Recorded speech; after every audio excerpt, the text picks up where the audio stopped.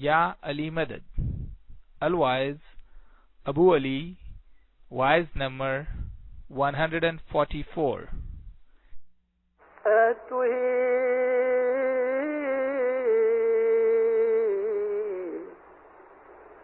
Mara sacha saiya yoji tuhi man chavacha karamana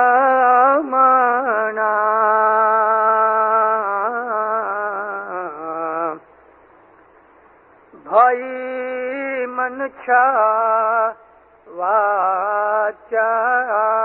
karamana jine na khoji de hare bhai jine na khoji de ahmad wa nar mund hai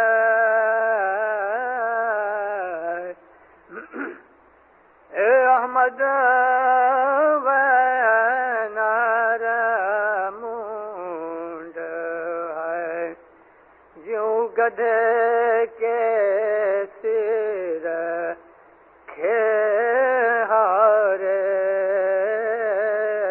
bhai gadhe ke sir khe مولانا حضرت امام پہ صلوات پڑھو مومنو اللہم صلی اللہ محمد زندہ رہو سی حرفی کا یونان کا یہ پاک ہے.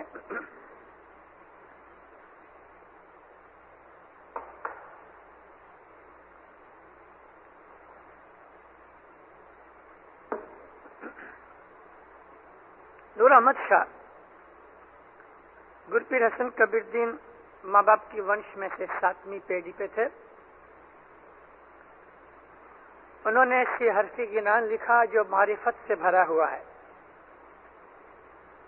فرماتے ہیں کہ من کی اچھا منشا واچا تمہاری بھاشا زبان آدمی کی بولنا چالنا اور کرمنا ہاتھ کے کیے ہوئے اعمال ان 3 رستوں سے تم اپنی زندگی کو بناؤ. منشا واچا کرمنا جنہیں نہ کھوجی دے ان 3 طریقوں سے جس نے اپنے شریر کو کنٹرول نہیں کیا کہتے ہیں وہ آدمی منڈ ہے. منڈ کہتے ہیں بیوقوف کو جس میں کوئی عقل نہ ہو اور وہ ایسا آدمی ہے کہ جیسے گدھے کے اوپر وزن ڈالا ہوئے اس کے سر کے اوپر مٹی پھینک دو گدھے کو اس میں کچھ نہیں. امام سلطان محمد شاہ صلوات اللہ علیہ فرماتے ہیں کہ اگر تم دنیا کے اندر کھاؤ پیو روزگار بزنس کرو بال بچے پیدا کرو اور رات کو تم سو جاؤ تو تمہارے میں اور جانور میں کیا فرق ہے؟ جانور بھی بچے پیدا کرتے ہیں صبح ہوتی ہے تو وہ اپنا دانہ ڈھونڈکا چنتے ہیں ڈھونڈتے ہیں گھاس کھاتے ہیں رات ہوتی ہے تو جانور بھی سو جاتے ہیں. ہم اگر اسی طرح سے صبح ہوئی بزنس روزگار کے پیچھے لگے کوئی نوکری پہ گیا کوئی اپنی دکان پہ گیا عورتیں گھر کے کام کاج میں لگ گئیں بچے ہیں وہ اسکول چلے گئے دوپہر کو کھانا پینا کھایا کوئی آرام کیا کوئی واپس کام پہ چلا گیا شام ہوئی تو پھر وہی تونترا کہ آدمی نے کھانا پینا کھایا کوئی سنیما چلا گیا کوئی کلب میں چلا گیا گھوم پھر کے رات کو سو گئے. یہ چکر اگر اسی طرح سے چلتا رہا تو امام سلطان محمد شاہ فرماتے ہیں کہ تم مجھے بتاؤ کہ جانوروں میں سے تمہارے میں کون سا ہنر زیادہ ہے. یہ تو جانور بھی کرتے ہیں. انسان سوچتا ہے، خیال کرتا ہے کہ میں کہاں سے آیا ہوں. امام فرماتے ہیں کہ تم ہر روز نہیں بن سکتا تو ہفتے میں ایک دن، کبھی ہر ویک نہیں بن سکتا، 15 دن میں ایک دن. پھر مولا کہتے ہیں کبھی 15 دن میں بھی تم کو فرصت نہیں ملتی تو میرے روحانی بچوں، ایک مہینے میں ایک دن بالکل اکیلی جگہ کے اوپر ایکانت میں بیٹھ کے تم سوچو کہ بھلا تم دنیا میں کیوں آئے ہو، تمہاری زندگی کا مقصد کیا ہے جی کہو رے جیوت میں کس کارن آیا جی نہ کی دی صاحب جینی سریوا جی. پھر صدر دن 600 برس پہلے ہم کو پوچھتے ہیں کہو تم دنیا میں کیوں آئے ہو، تم نے خدا کی عبادت نہ کی.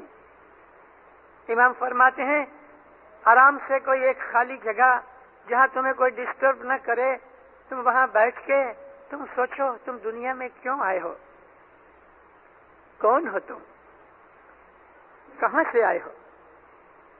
میرا جنم ہوا، میں اس کے پہلے کہاں تھا، اور پھر میں ایک دن مر جاؤں گا، اور جب میں مروں گا تو میں کہاں جاؤں گا. امام فرمایا تم اس کے اوپر وچار کرو. پھر امام ہم کو ایک مثال دیتے ہیں کہ مولانا رومی ایسا ہی خیال کرتا تھا. سوچتے سوچتے سوچتے انسان کے مغز میں، دماغ میں اس کی جونی پرانی فائلیں پڑی ہیں. ہمارے برین میں ہماری ساری پاسٹ لائف کی ریکارڈنگ ہے، لیکن جیسے جیسے ہماری عمر بڑھتی جاتی ہے تیسے تیسے وہ ریکارڈنگ جو ہیں وہ فائلیں نیچے چلی جاتی ہیں، دب گئی ہیں. ان فائلوں کو نکالنے کے لیے ٹائم چاہیے، اور اس کے ساتھ ہم اس کو گجراتی میں کہتے ہیں آوڑت کھپے. آوڑت یعنی اس کی سسٹم چاہیے، طریقہ چاہیے. آفسوں کے اندر بھی فائلیں رکھنے کا طریقہ ہوتا ہے جو سیکرٹریوں کو سکھایا جاتا ہے کہ فائلنگ کس طرح کرنی. ہمارے برین کے اندر سب ریکارڈنگ ہے. یہ جنم کی پیدا ہوئے ماں کے پیٹ میں ہمارا کیا حال تھا، اس کے پہلے ہم کہاں تھے. اور یہ یاد رکھو ہم اسماعیلی مذہب والے اپنے مذہب کے حساب سے، پیروں کی تعلیم سے ہم یہ بات مانتے ہیں کہ ہمارا یہ جنم پہلا جنم نہیں، ہم پاسٹ لائف میں ہو کے آئے ہیں. مسلمان بھائیوں کو پتا نہیں، وہ نماز کے سوا کچھ نہیں جانتے. قرآن پاک کے اندر جگہ جگہ اس بات کے اشارے ہیں کہ تم پہلے مرے ہوئے تھے، ہم نے تم کو جنم دیا. تو مرا ہوا کون ہوتا ہے؟ جو پہلے زندہ تھا تبھی وہ مرا نا. یعنی یہ ظاہر کرتا ہے کہ ہماری پہلی زندگیاں تھیں، ان زندگیوں کے اندر ہم نے کیا کیا وہ آج اگر معلوم کر لو تو دکھ سکھ کا سارا جتنا بھی چتار ہے، ڈیٹیل ہے، ہمارے سامنے آ جائے گی. اور یہ یاد رکھو کہ خدا تعالیٰ کی ساری خدائی کے اندر ہر ایک ری ایکشن جو ہوتا ہے اس کا کوئی نہ کوئی کارن ہے، ایکشن ہے، اور ہر ایکشن کا ایک ری ایکشن ہے. کوئی چیز فضول نہیں ہو رہی، کوئی بھی چیز خود بخود آپ سے نہیں ہو رہی، اس کے پیچھے اس کا کوئی ریزن ہے، کوئی ریزن ہے. پہاڑ کے اوپر سے کبھی کبھی بہت بڑی راک گر پڑتی ہے تو وہ کیا ایسا ہی گر پڑی؟ اس کے پیچھے بھی کوئی ریزن ہے.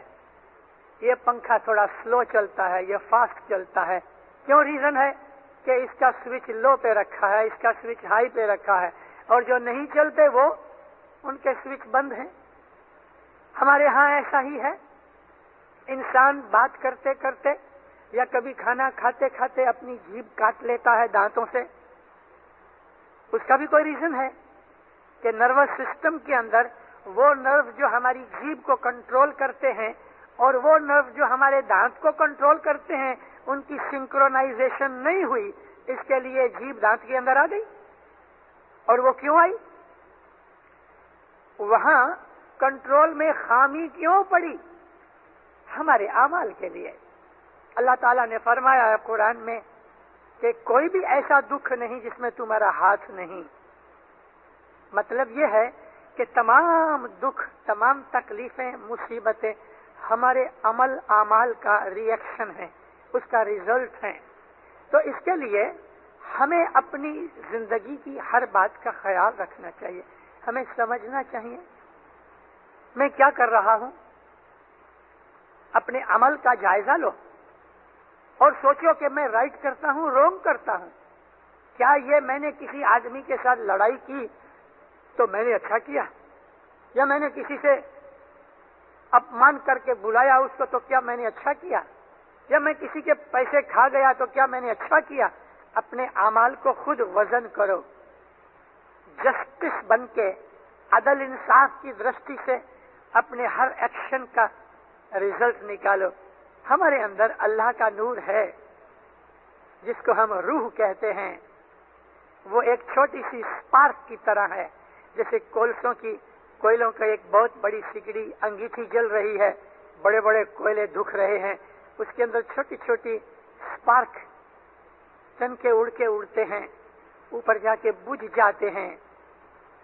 اسی طرح سے ہمارا جو روح ہے وہ خدا تعالیٰ کے سامنے ایک تنکے کے برابر ہے، ایک چھوٹی سی شرارے کی طرح، ایک اسپارک کی طرح ہے، لیکن ہے ضرور۔ اس کی وجہ سے ہمارے اندر خدا نے عقل کے اندر نور بخشا ہے اور ہمیں رائٹ رونگ کی سینس ہے، لیکن ہم لوگ دنیا کی محبت، لوبھ، لالچ، حسد، کینہ، بغض، جھوٹ، دغا، فریب، بدیوں، برائیوں کی وجہ سے ہم اپنے اس نور کو ڈھانک دیتے ہیں۔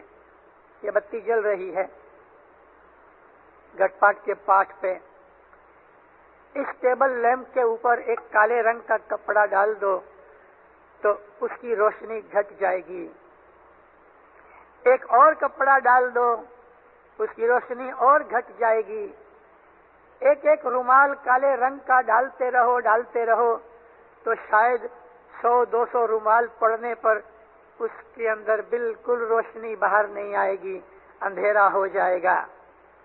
ہمارے اندر خدا تعالیٰ نے وہ جو لیمپ جلا رکھی ہے، اس کے نور کی لیمپ ہمارے اندر جو روح ہے وہ ایک لیمپ ہے۔ ہم جب بھی کوئی برا اعمال کرتے ہیں، جب بھی ہم کوئی گناہ کرتے ہیں تو اس طرح ایک کالا رومال اس کے اوپر ڈھانک دیتے ہیں۔ گناہ ہے وہ کالے اعمال ہیں۔ ایک دکاندار دوسرے دکاندار کے پاس جاتا ہے اور وہاں اس کو چائے پانی پلاتا ہے، کوئی برائی نہیں، بھلے پیو، لیکن اس کا حساب کر کے رات کو 10 دے دو۔ کبھی آپ یہ رہ گئے، یا ایسی اور بھی کئی بھول چک ہماری ہو جاتی ہے، کبھی ہم قیمت لگانے کے اندر بھول چک کر لیتے ہیں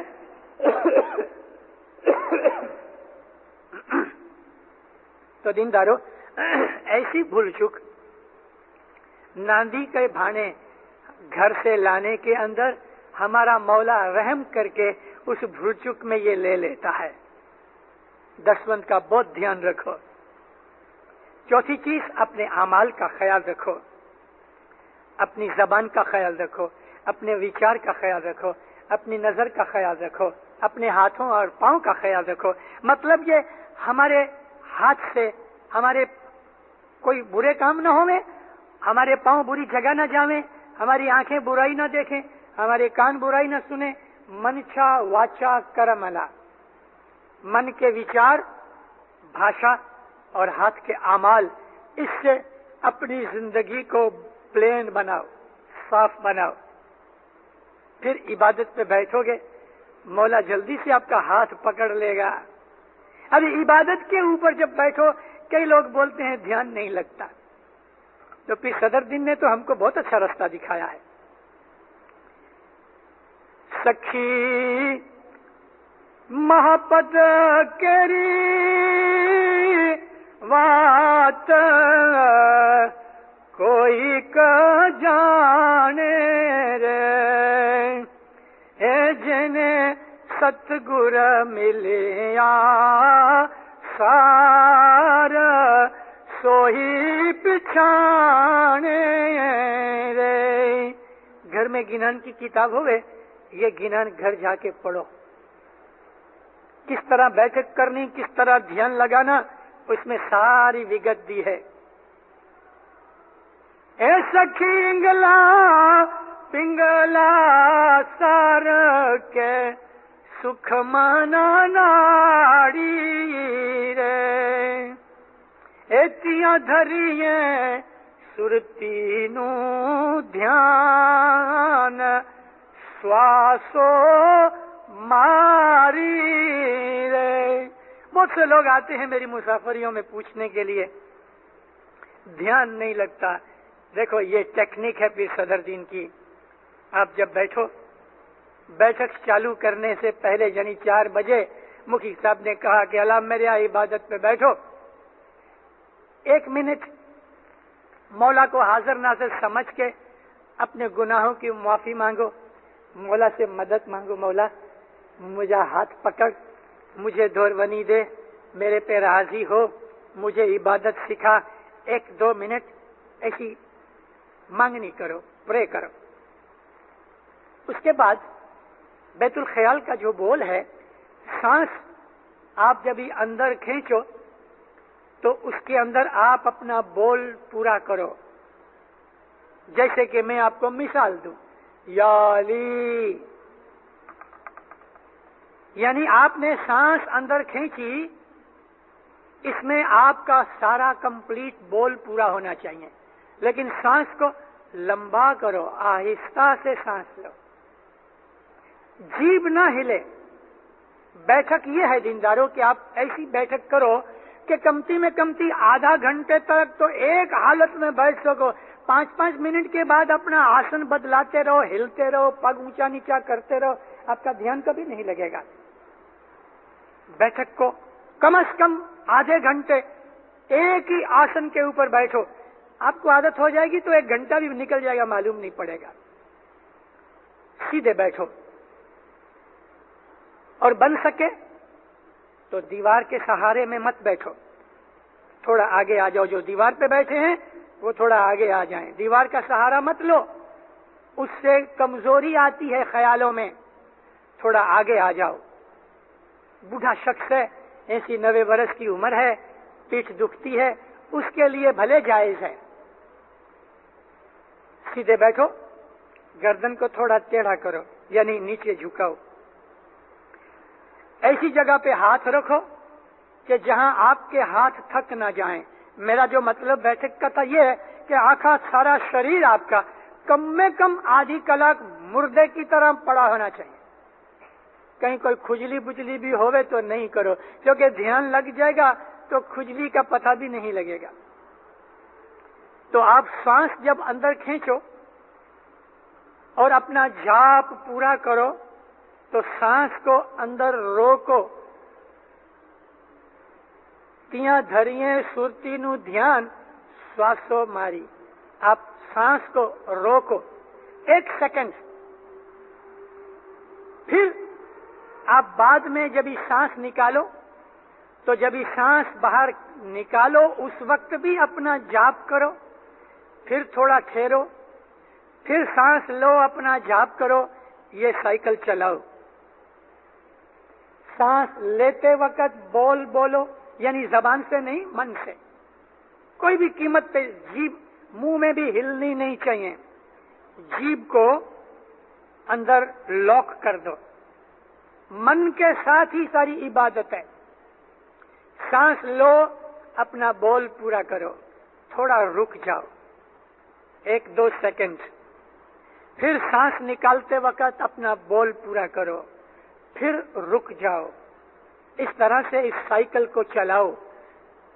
آہستہ آہستہ آہستہ.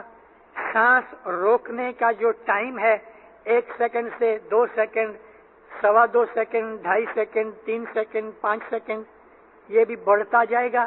اور آپ کے سانس کی جو ڈیوریشن ہے وہ بھی بڑھتی جائے گی. ایسا شروع کے اندر آپ کرنے جاؤ گے تو 2-4 منٹ کے بعد آپ کا سانس ٹھکانے نہیں رہے گا. تھوڑی دیر چھوڑ دو, تھوڑا سانس ٹھیک کر لو, کیونکہ پریکٹس نہیں, آپ کے جو پھیپھڑے ہیں ان کو اس چیز کی عادت نہیں, تو آپ کو اس میں تکلیف ہوئے گی. لیکن 2-4 مہینے کی روز کی پریکٹس کے بعد آپ کے جو پھیپھڑے ہیں, لنگز ہیں, وہ اس لائق ہو جائیں گے. آپ کو بہت مزہ آئے گا, بہت مزہ آئے گا. اس طرح دھیان لگے گا. 1 گھنٹے کے اندر ہر روز شاید نہ بنے.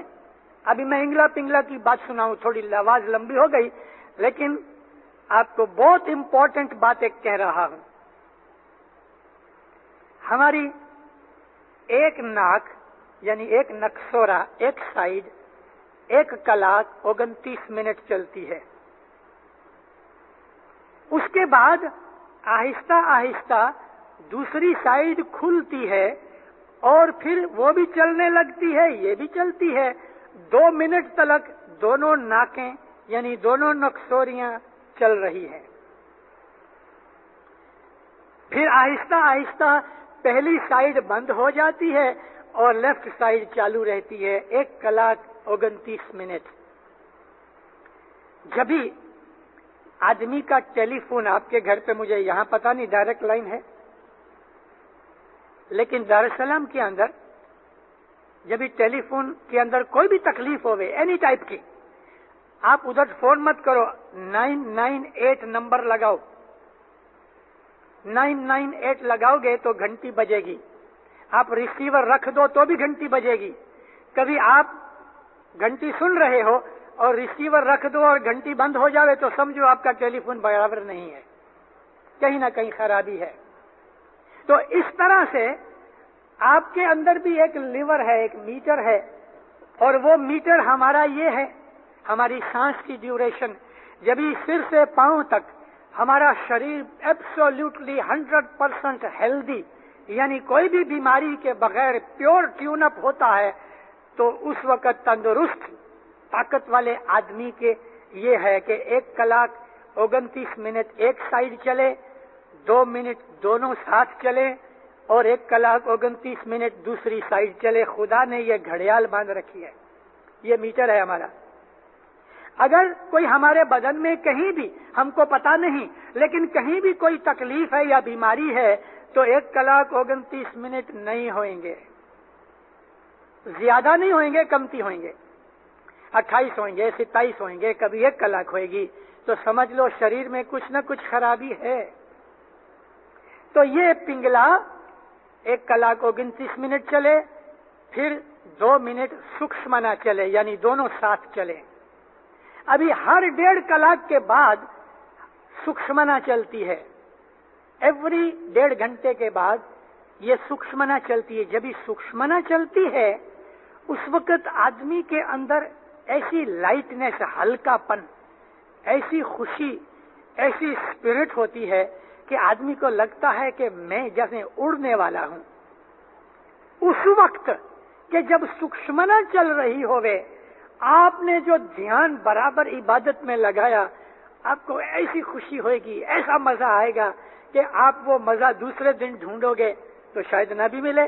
ہو سکتا ہے کہ دوسرے دن ٹائم بدل جاتا ہے, کیونکہ ہر 1.5 گھنٹے کے بعد 1 گھنٹے کے بعد ایک ہی وقت آوے, دوسرے 1.5 گھنٹے کے بعد آوے تو عبادت کا وقت نکل جاتا ہے. 8, 10, 15 دن کے بعد پھر شاید آپ کو یہ چانس مل جائے. تو 1 گھنٹے کی عبادت کے اندر 5, 7, 8 روز کے اندر ایسا ایک دن آتا ہے کہ جب آپ کی سکشمنا چل رہی اور آپ عبادت اس وقت جو سرتی لگاؤ, آپ کو بہت مزہ آئے گا, بہت لطف آئے گا. ابھی کوئی ایسا آدمی ہے کہ وہ 4:30 بجے آتا ہے, اس کو تو یہ چانس مہینوں میں کیا برسوں میں بھی شاید نہیں مل سکے. کبھی کسی وقت بائی چانس وہ آدھے گھنٹے کے اندر اس کی سکشمنا آ گئی تو آ گئی, کیونکہ ہر گھنٹے کے بعد تو نہیں ہوتی, 1.5 گھنٹہ ہوتا ہے, اور دوسرے دن وہ 1.5 گھنٹہ اس وقت نہیں ہوتا. مگر جو روز آتے ہیں اس کو مہینے میں 2-3 دفعہ ایسا چانس ضرور ملتا ہے, اور ان کی خوشی کا کوئی پار نہیں. اور وہ آگے بڑھتے جاتے ہیں. انتکرن کی خوشی بھی ہوتی ہے اور روحانی شکتی بھی زیادہ ہوتی ہے. تو یہ سکشمنا کا مطلب یہ ہے. تو دیندارو، یہ تھوڑی سی باتیں ہیں. یہ ٹاپک تو اتنا لمبا ہے کہ میں 6 گھنٹے بھی واعظ کروں تو پورا نہیں کر سکتا، لیکن بیٹھیں گے انشاءاللہ کبھی فیوچر میں، مولا کو منظور ہوا. عبادت کرو، بہت کرو، بہت عبادت کرو. ایک دن بھی ناغہ مت کرو. کوئی کارن سر جماعت خانے نہیں آ سکے تو دینداروں کھٹلے میں بھی بیٹھ کے بندگی کرو، ضرور بندگی کرو. اور جس کو کوئی چیز اب تک نہیں ملی، اس کے لیے میں شروعات کرنے کے لیے کہتا ہوں کہ اس آدمی کو تو 3 سے 5 برس ایک بھی دن چوکے بغیر جماعت خانے میں آ کے عبادت کرنی چاہیے. کوئی بھی چوکے بغیر ایک بھی دن ناغہ مت کرو. تھوڑا کبھی لیٹ ہو گئے تو بھلے کوئی بات نہیں، لیکن عبادت ضرور کرنا. اور جماعت خانے آؤ، ادھر کا واتاورن گھر کے واتاورن سے ڈفرینٹ ہے. عبادت کرو مومنو، یہ بہت اعلیٰ اور اتم چیز ہے. اور ہم خود امام کے پاس جا کے اپنے اوپر والنٹریلی مانگ کے لے کے آئے ہیں. مولا آپ کو سکھی آباد کرے، ایمان کی سلامتی دے، حقیقتی سمجھ دے، 10 سکریت میں پورا کرے، دین دنیا کے اندر آپ کو اپنی چھتر چھایا میں رکھے. مولانا حاضر امام ہر بدی برائی سے بچاوے، ہر گناہوں سے بچاوے، شیطان کے فریب سے بچاوے، ہر نافرمانی کے کام سے بچاوے.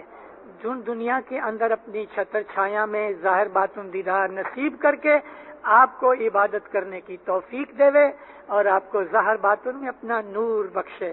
عزت